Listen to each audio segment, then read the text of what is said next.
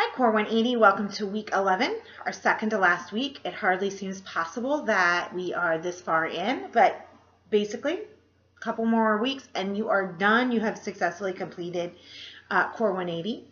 This week, we're going to concentrate on reading True Grit, the big chunk in the middle. I think it's about pages 69 through about 175. Look on your learning guide to make sure I got those page numbers right. Don't necessarily read them all in one chunk. The way I have the learning guide structured is to read some, do something, read something, do something. That may be easier to follow that breaking up of it. Of course, if you're out and about and you're just reading and going straight through, that will not hurt you. One of the things I'd like you to do this week is to look at the 1969 trailer for the movie with John Wayne. It has a very different tone to it than the 2010 Coen Brothers version. So tone is how the author, how the filmmakers, how they feel about their subject matter. And so you get definitely a very different vibe from the two of them. And they've both faced criticism and they've both been applauded for their handling of the novel. If we had all the time in the world, we could watch both versions, we could compare them, we could talk about which movie version is the best version of the book, and on and on. We're not going to do that. But that might be a good activity to do. You may want, I personally prefer the 2010 version. I think I like it better. I definitely recommend watching it at some point, just to see how it gets the text gets translated into film. So you're going to be reading, you're going to be doing a couple smaller activities with that. You're going to be looking at figurative language, you're going to be looking at dialogue and voice, among other things, but really focusing on that in that middle section this week. The other thing you're going to be working on quite a bit is your multi-genre project, your MGP, if you want to call it that. A couple of you have emailed me. We've had good discussions, I think, going back and forth about topic selection. By Wednesday, you need to have selected a topic. You should have done some research by Wednesday. I think that's August 6th. So the key is going to be to pick a topic that you have something to say about, not simply setting. Okay, well, so what about setting? Maybe it's that the West, the setting in True Grit, functions like a character. If you were going to do that, you would need to research what setting is. You probably want to research how setting functions in different stories and different novels. You probably want to read through True Grit looking for references to the setting, underlining, highlighting, making notes, so that you could talk very thoroughly about, everything there is to know about the setting in True Grit and how it functions, and it's an important thing. Okay? Or whatever your topic is. If your topic is something about the way the devil is in short stories, and you're looking at where are you going, where have you been, and Young Goodman Brown. Okay, so you'll want to become really familiar with how the devil functions in stories.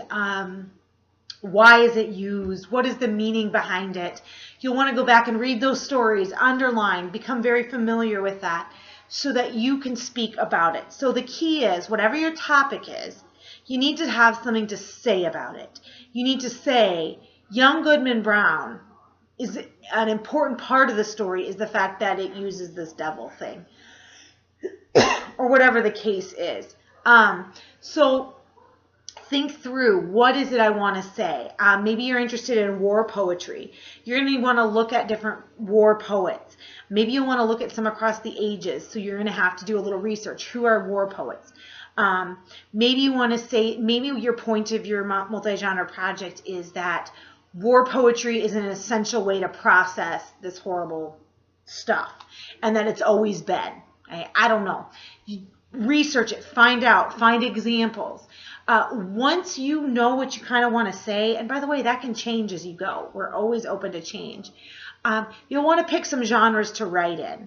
So once you do your actual writing, it's going to be kind of creative writing. It's not necessarily research paper writing, which maybe you like, maybe you don't.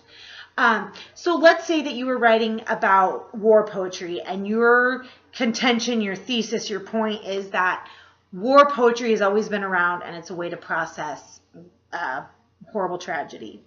You might create an ad for a war poet. And so because you've done research, you'll know what attributes a war poet has to have.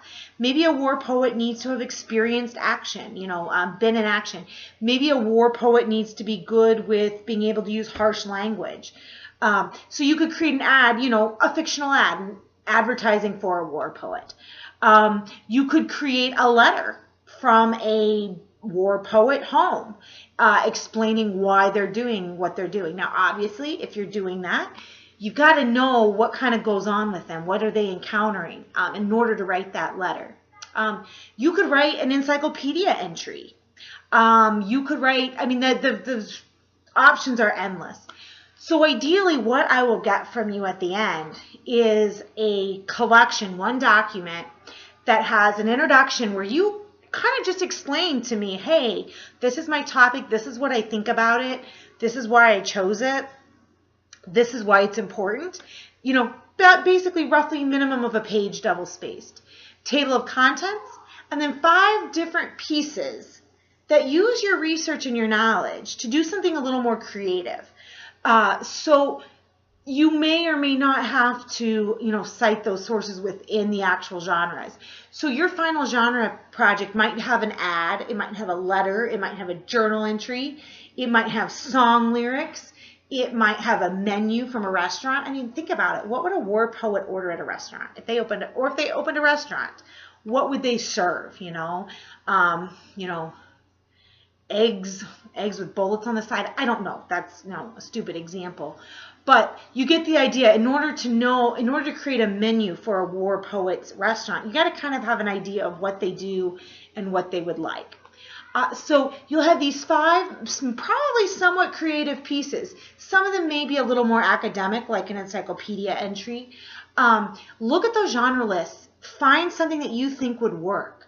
It doesn't have to be limited to those lists. It could branch out. If you have another idea, you could do that. If you want to do something a little bit more visual for one of them, you sure could. If you're better at that than I am, doing creative visual things on the computer, you definitely could do that. You could create a poster.